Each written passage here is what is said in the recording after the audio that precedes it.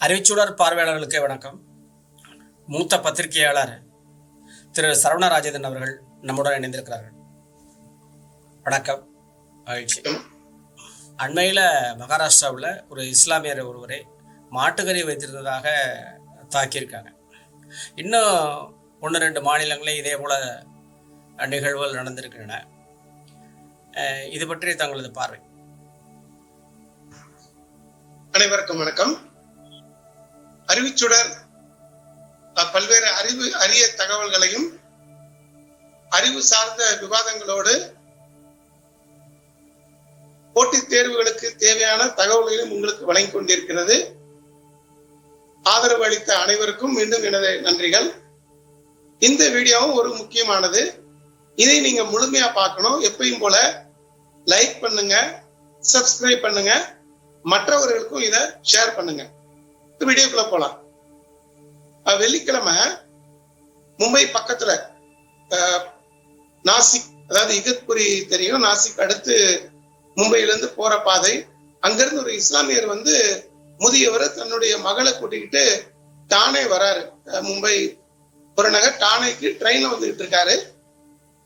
அப்ப சில சமூக விரோதிகள் அவர்கிட்ட உங்க பையில என்ன இருக்குது அப்படின்னு சொல்லி காமிக்க சொல்லி மிரட்டி அவர் அடிச்சிருக்கிறாங்க. அநேகமா கிட்டத்தட்ட அனைவருமே அந்த வீடியோ பார்த்திருப்பீங்க. மிகவும் பரிதாபமானவர். அவர் ஒரு 80 வயசு இஸ்லாமியரு, மிகவும் உடல் நலிந்த ஒரு தோற்றம் தான். அவரை போட்டு அடிக்கிறாங்க, அதாவது தொடர்ந்து அறையிறாங்க, மிதிக்கிறாங்க. மிக கொடூரமானது. அது தொடர்பா வழக்கு புகார் கொடுக்கறாங்க. புகார் கொடுத்த உடனே டானே போலீஸ் ரொம்ப சாதாரண பிரிவுல அவங்கள வழக்கு பதிவு பண்ணி நீதிமன்றம் போன உடனே அவங்களுக்கு பெயில் கொடுத்தாங்க. நீங்க போங்க போங்க அப்படின்ட்டாங்க. உடனடியாக என்ன செஞ்சாருன்னா, டானே மும்ப்ரா கல்வாவோட சட்டமன்ற உறுப்பினர், அதாவது சரத்பவார் தேசியவாத கட்சி பிரிவோட சட்டமன்ற உறுப்பினர் ஜிதேந்திர ஆவடே உடனடியா காவல் நிலையம் போய் அவங்க மேல மிகவும் கடுமையான சட்டப்பிரிவின் கீழ் வழக்கு பதிவு செய்ய சொல்லி மீண்டும் அவங்கள கைது பண்ணி இப்ப அவங்க சிறையில வச்சுட்டாங்க. இது அன்னைக்கு நடந்தது, வெள்ளிக்கிழமை. வெள்ளி, சனி, ஞாயிறு, திங்கள் 4 நாளும் ஒவ்வொருத்தங்க கொலை பண்ணியிருக்காங்க பசு கடத்தல்ல. ஆனா திங்கட்கிழமை நடந்தது இந்தியா முழுவதும் பரபரப்பா பேசப்பட ஆரம்பிச்சிட்டாங்க. ஏன்? திங்கட்கிழமை ஒரு 12 பையன், மிஸ்ரான்ற பையன் நூடுல்ஸ் சாப்பிடுறது கடைக்கு போயிருக்கிறான் கார்ல. அவன் பார்ப்பன பையன் சாப்பிட்டு வந்துகிட்டு இருக்கான். அப்ப பாதையில அவன் கார்ல வந்துகிட்டு இருக்கான். 12 படிக்கிற பையன் கார்ல வந்துகிட்டு இருக்கான். அப்ப அந்த பசு பாதுகாவலர் பேர்ல நிறைய ரவுடிகள் அங்க வடக்க தெரிவாங்க. முக்கியமா ஹரியானா, ராஜஸ்தான், இது அவங்களுக்கு சொர்க்கபுரி. அப்ப இவனுங்க பாக்குறாங்க, அந்த பையன்கிட்ட வண்டி நிப்பாட்ட சொல்றாங்க. சின்ன பையன், 17 வயசு பையன் கார் ஓட்டுறான். அவன் ரொம்ப அலட்சியமா ஒரு விளையாட்டு போல காரை வேகமா எடுத்திருக்கிறான். உடனடி இவங்க என்ன நினைச்சுக்கிட்டாங்கன்னா, ஓ இவன் பசுமாடு கடத்துறான் போல இருக்கு அப்படின்னு சொல்லி அவனை விரட்டி இருக்காங்க, மோட்டார் பைக்லயும் ஜீப்லயும். இவரும் ஜாலியா என்ன நடக்குன்னு தெரியாம காரை ரொம்ப வேகமா கூட்டிட்டு போயிருக்கான் 17 வயசு பையன். அப்ப அந்த பையன் கடைசியில இவங்க என்ன செய்யறாங்கன்னா, அந்த பையனோட காரை சுட்டுறாங்க. பின் ஜன்னல் உடைஞ்சிருச்சு, டயரை சுட்டுறாங்க. அப்ப அந்த பையன் விபரீதத்தை உணர்ந்துடுறான். உணர்ந்த பிறகு வண்டியை நிப்பாட்டி ஓடுறான். ஆனா அவனை பிடிச்சுக்கிட்டாங்க. பிடிச்சிட்டு ஏன்டா உடனே கேக்குறாங்க. அவன் பதட்டத்துல ஒண்ணுமே சொல்ல முடியல. என்னை விட்டுருங்க, என்னை விட்டுருக்கான் அப்படின்றான். ஆனா இவங்க என்ன செய்யறாங்கன்னா, அந்த நம்ம திரைப்படங்கள்லாம் காப்போம்ல, அதே மாதிரி நெத்தியில துப்பாக்கி சுட்டு கொண்டுறாங்க. கொண்டுட்டு அவங்க போயிடுறாங்க. கடைசியில் அவங்க அப்பா அம்மா தேடி வர்றாங்க. பையன் கார் பக்கத்துல நெத்தியில சுடப்பட்டு விழுந்து கிடக்கான். அப்ப என்ன விசாரணை செய்யும் பொழுது அவன் பசு கடத்தினான்னு சொல்லி அவனை கொண்டிருக்காங்க. அவங்க அப்பா வந்து இன்னைக்கு காலையில சொல்றாரு, ஏ மோடி, பிஜேபி, நீங்க எப்படி அதிகாரத்தை கொடுத்தீங்களா? பசு கடத்துறவரை சுட்டுக் கொள்றதுக்கு ஒரு பிராமண பையனை இழந்திருக்கீங்களே, இது உங்களுக்கு பாவம் பிடிக்காதா? ஏன்னா அவங்க பார்ப்பனர்கள். அதனால அவர் சொல்றாரு, அதாவது 2015 அக்லாக் 60 வயது அக்லாக் முதற்கொண்டு பெஹலு கான், ஷாஹித் அன்சாரி, இஸ்மாயில், குசாவல், ரஹீம், ரஷீத், இந்த மாதிரி 120 பேருக்கு மேல இஸ்லாமியரை கொண்டிருக்காங்க. உனால கிட்டத்தட்ட 8 தாழ்த்தப்பட்ட மக்களை வண்டியில இழுத்துட்டு போய் அடிச்சிருக்காங்க. அது எல்லாம் பார்த்ததுதான். இந்த என்ன குற்றச்சாட்டை வச்சு அவங்கள கொன்னாங்க? எல்லாம் பசுமாடுதான்.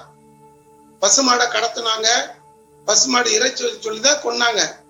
அப்ப எல்லாம் எல்லாரும் வாய்மொழிகிட்டு இருந்தோம், வாய்மொழிகிட்டு இருந்தாங்க.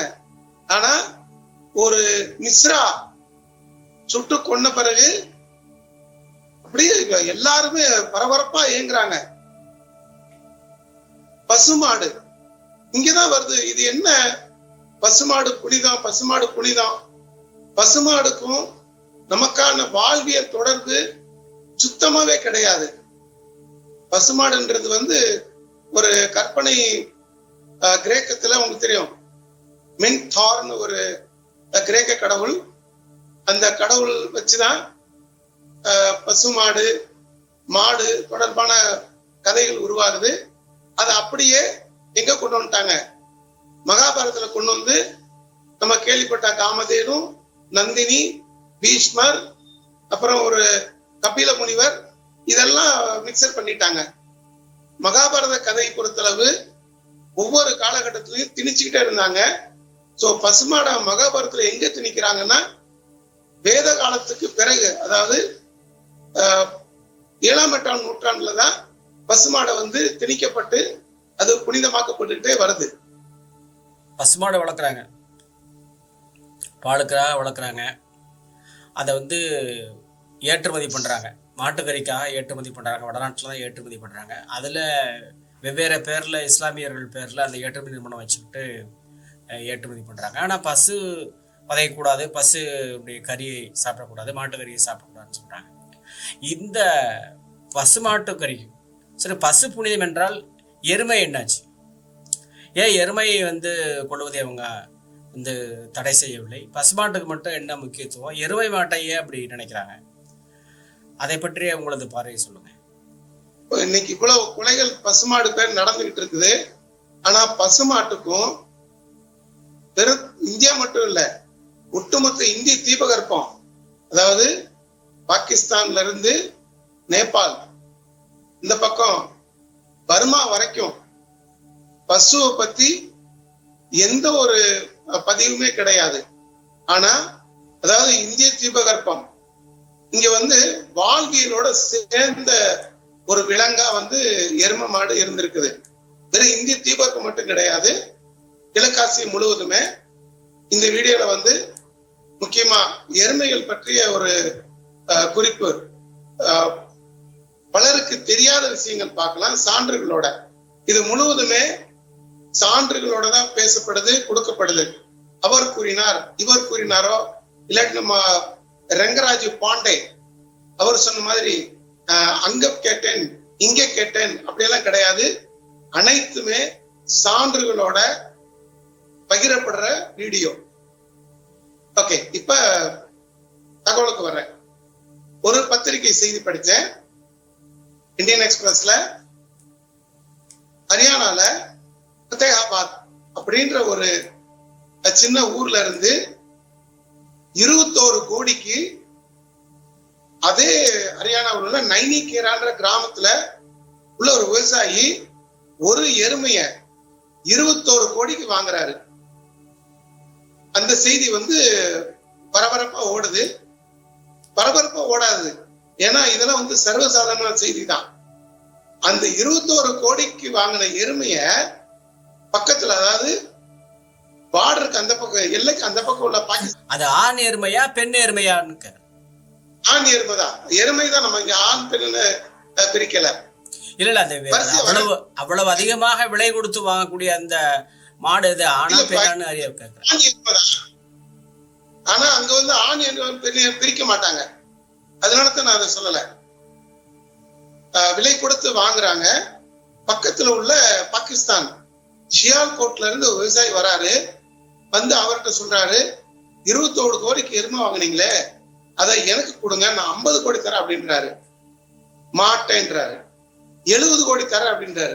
முடியாதுன்றாரு. சரி 100 கோடி தரேன் அப்படின்றாரு. முடியாதுன்றாரு. எனக்கு நீங்க 1000 கோடி தந்தா கூட நான் இந்த எருமையை தரமாட்டேன் அப்படின்றாங்க. இது வந்து பத்திரிகை செய்தியா இருக்குது. லிங்க் கூட கீழே நான் அனுப்புறேன். அதுக்கு என்ன காரணம்? ஏன் இவ்வளவு விலை கொடுத்தாலும் கொடுக்க மாட்டேன்னு சொல்றாரு? என்ன காரணமா இருக்கும் சொல்ல வரேன். இத பத்தி நான் ஆய்வு செய்யறேன். எதுக்காக இவ்வளவு ஒரு எருமை வந்து அபசகுணமா பாக்குற ஒரு விலங்கு, யமனின் வாகனம். யமன் வந்து உலகார வாகனம். நல்ல காரியம் செய்ய போகும்போது எப்படி விதவைகளை பார்க்க கூடாதோ, கருப்பு பூனைகளை பார்க்க கூடாதோ, அதே மாதிரி எருமைகளை பார்க்க கூடாதுன்ற ஒரு பேசப்படுற ஒரு ஊர்ல, ஒரு நாட்டுல, அந்த மதத்தை கடைபிடிக்கிற பகுதிகளில் ஒரு எருமைக்கு வந்து 21, அதாவது மிஞ்சி மிஞ்சி போனா ஒரு 20,000 30,000 எருமைகளோட மதிப்பு. நல்ல எருமைகள், பால் கொடுக்க எருமைகள். லட்சம் கூட நமக்கு அதிகம்தான். 1 கோடின்றது மிகப்பெரிய மதிப்பு. 21 கோடிக்கு எருமையை வாங்குறாரு ஒருத்தர். அதை வந்து பாகிஸ்தான்ல இருந்து வந்த ஒருத்தர் 100 கோடி கேட்கிறாரு. ஏன் அப்படின்னு பார்க்கும் பொழுது, எந்த அளவு மதிப்புல நீங்க எருமைகளை வாங்கி வைக்கிறீங்களோ அந்த அளவு சொசைட்டில வந்து உங்களுக்கு மதிப்பு கூடும். அந்த பாகிஸ்தான் சியால்கோட் விவசாயி வந்து லாகூர்ல போய் பேட்டி அளிக்கிறாரு. அந்த 100 கோடிக்கு எனக்கு கொடுத்துட்டாருன்னா இன்னைக்கு நான் பாகிஸ்தானுக்கே ராஜாவா மதிக்கப்பட்டிருப்பேன் அப்படின்னு சொல்றாரு. ஹரியானா, பஞ்சாப்ல வந்து எருமைகளுக்கு இந்த மதிப்பு. அங்க மட்டும் கிடையாது. அப்படியே நீங்க பஞ்சாப் போங்க. பஞ்சாப், இமாச்சல்ல வந்து நம்ம எப்படி வீட்டுக்கு செல்ல பிராணிகளுக்கு பேர் வச்சு அழைப்போம் அப்படின்னு பஞ்சாப்லயும் இமாச்சல் பிரதேசலையும் எருமைகளை மிக செல்லமா வளர்ப்பாங்க. ஒரு உதாரணம், சூஞ்சி அப்படின்னு ஒரு திரைப்படம் 80களில் வந்தது, பஞ்சாபி திரைப்படம். ஒரு எருமாட்டுக்கு வந்து வாளு, அவங்க வந்து இது வெட்டுவாங்க, புல்லெல்லாம் வந்து மிஷின்ல போட்டு வெட்டி கொடுப்பாங்க. அப்படி வெட்டும்போது எப்படியும் அந்த எருமாட்டு வால் வந்து வெட்டிருச்சு. அதனால அந்த குடும்பம் எவ்வளவு கவலைப்பட்டு அந்த வால் இழந்த அந்த எருமைக்காக அந்த குடும்பமும் அந்த பாச போராட்டம் தான் அந்த படமே. சூச்சினா வந்து ஹிந்தியில வாழு, பஞ்சாபிலே வாழ் தான். அந்த படம் வந்து இன்னைக்கு வரைக்கும் மிக எமோஷனலான ஒரு படம்னு பேசப்படுது. அதாவது எருமைக்கு எவ்வளவு முக்கியத்துவம் கொடுத்திருக்காங்கன்றது பஞ்சாப்ல. அப்படியே குஜராத், மகாராஷ்டிரா இங்க வருவோம். குஜராத், மகாராஷ்டிரால எருமைகள் வந்து மிகவும் முக்கியமான விலங்கு. குஜராத்தை பொறுத்தளவு, குஜராத், ராஜஸ்தான் இங்கெல்லாம் பசுக்களை விட மாடுகள் தான் அதிகமா வளர்க்குறாங்க. இது எப்படி சொல்ற? ஒண்ணுமே கிடையாது. எருமை மாடுகள் தானே வளர்க்குறாங்க, கூடுதலா வளர்க்குறாங்கன்னு சொல்றீங்க. 2024 தேர்தல் பரப்புரையில மோடி என்ன சொன்னாரு?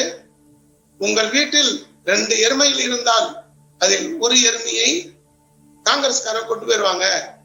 அவர் பசுன்னு சொல்லல, எருமைன்னு சொல்றாரு. ஏன்னா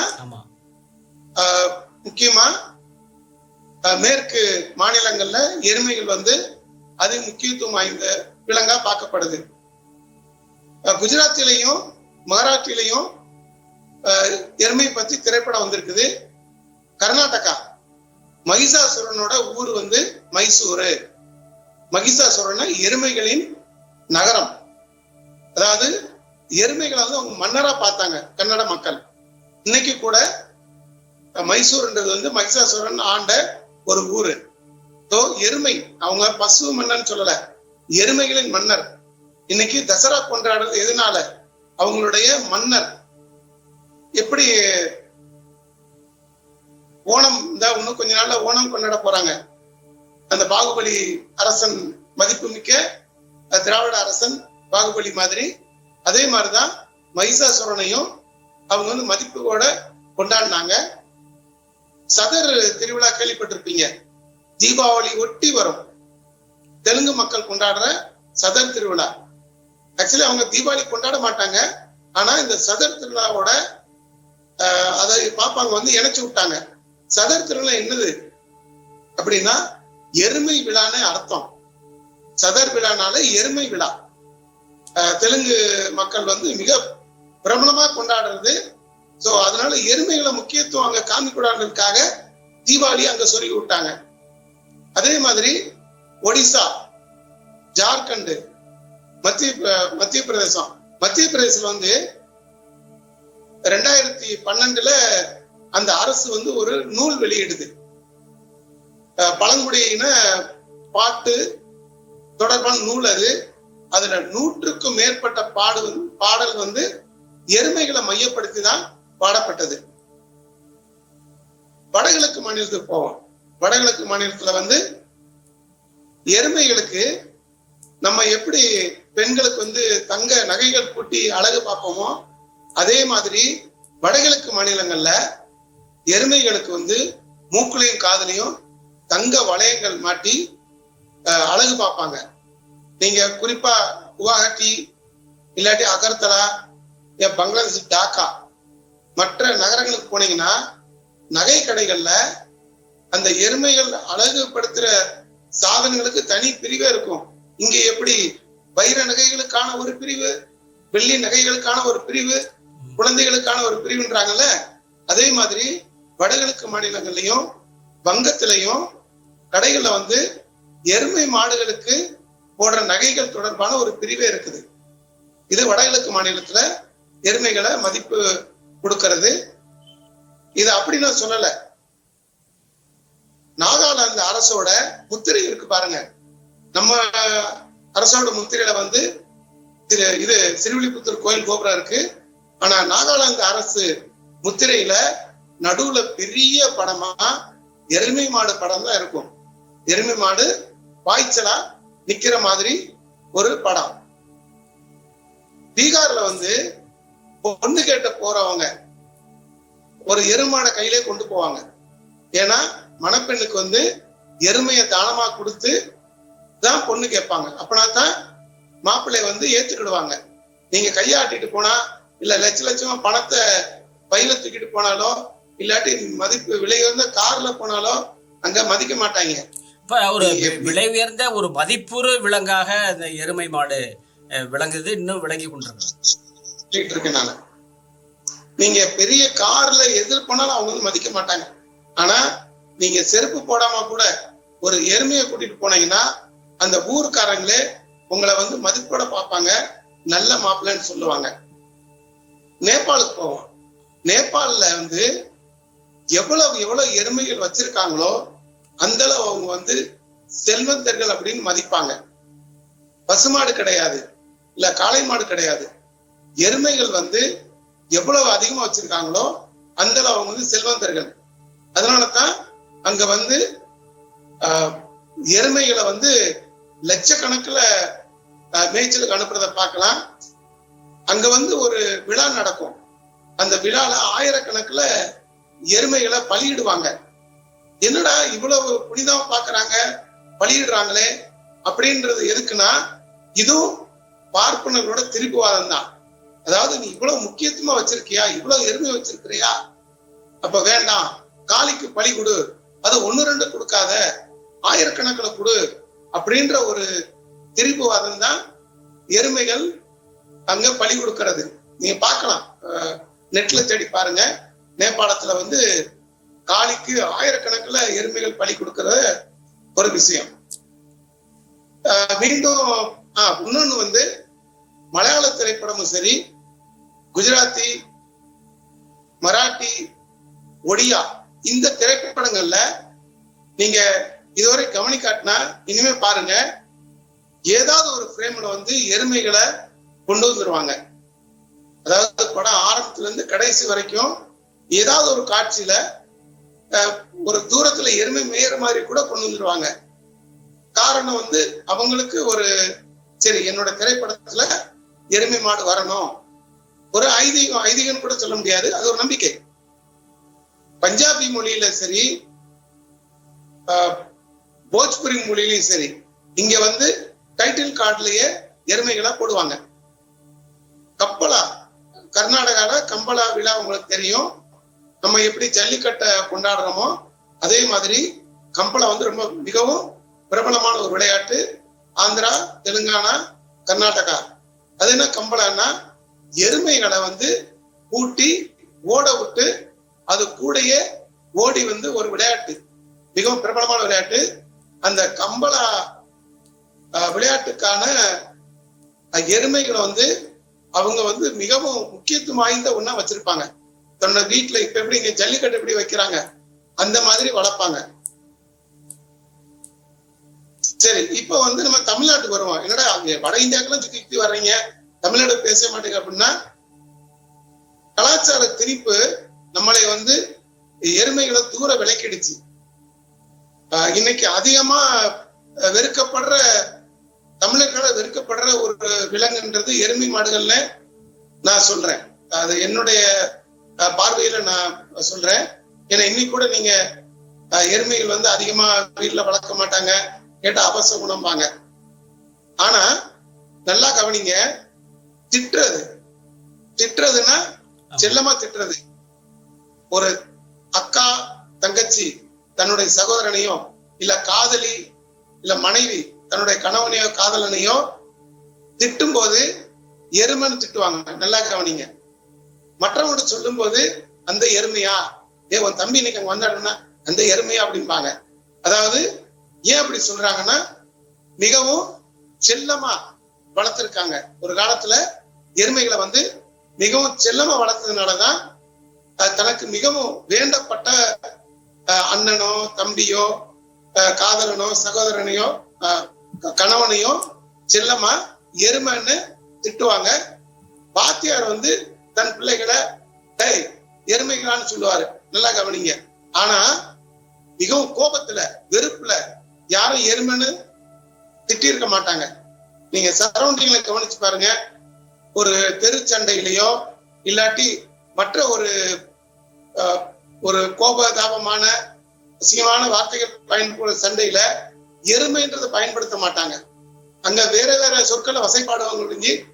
எருமைகள் வந்து எங்க திட்ட பயன்படுத்துவாங்கன்னா, தனக்கு மிகவும் விருப்பமானவர்களை திட்டத்துக்கு பயன்படுத்துவாங்க.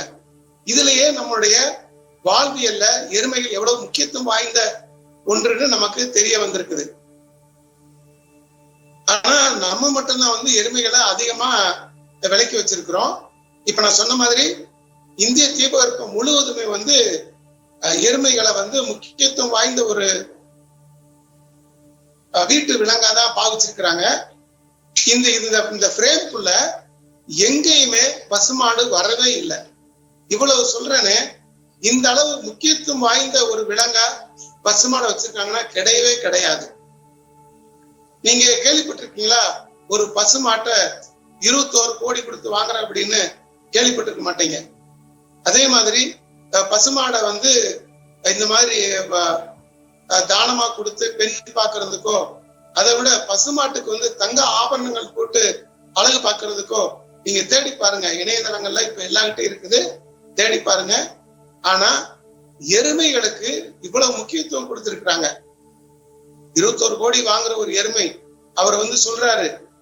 அப்ப உங்க எருமைக்கு என்ன போடுவீங்கன்னா, ஒரு நாளைக்கு உயர்தர பாதாம் 25 கிலோ போடுறாரு. ஒரு நாளைக்கு உயர்தர பாதாம் ஆப்கானிஸ்தான்ல கொண்டு வராங்க. ஒரு கிலோ வந்து 4800 ரூபாய். இன்னைக்கு கூட அந்த உயர்தர பாதாம் வந்து ஜம்மு காஷ்மீர் காரங்க ஒரு யூடியூப்ல அந்த விலையை சொல்லிட்டு இருப்பாங்க. 4500 உயர்தர 1 கிலோ பாதாம். அந்த பாதாம ஒரு நாளைக்கு 25 கிலோ கொடுக்கிறாரு எருமை மாட்டுக்கு. இதுல இருந்தே வந்து எருமை மாடு எவ்வளவு முக்கியத்துவம் வாய்ந்த ஒரு விலங்கா நம்முடைய வாழ்வியல்ல இருந்ததுன்னு தெரிஞ்சிருக்கலாம். இத எருமைகள் வந்து எவ்வளவு முக்கியத்துவம் வாய்ந்த நிறைய தகவல் இதுல தெரிஞ்சுக்கிறீங்க.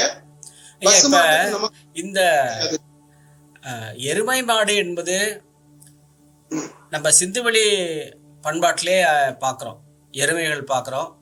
அந்த நாட்டினுடைய தலைவர் அந்த எருமையினுடைய கொம்பை அணிந்து அவங்க காணப்படுறாங்க. இன்னும் வடநாட்டில் திராவிட பழங்குடி மக்கள் அந்த எருமை கொம்புகளோடு அவர்கள் நடனமாடுவது அதையெல்லாம் வந்து இன்றைக்கும் நம்ம பார்க்க முடியும். எனவே இது வந்து ஒரு திராவிட விலகாகத்தானே இருந்திருக்கிறது.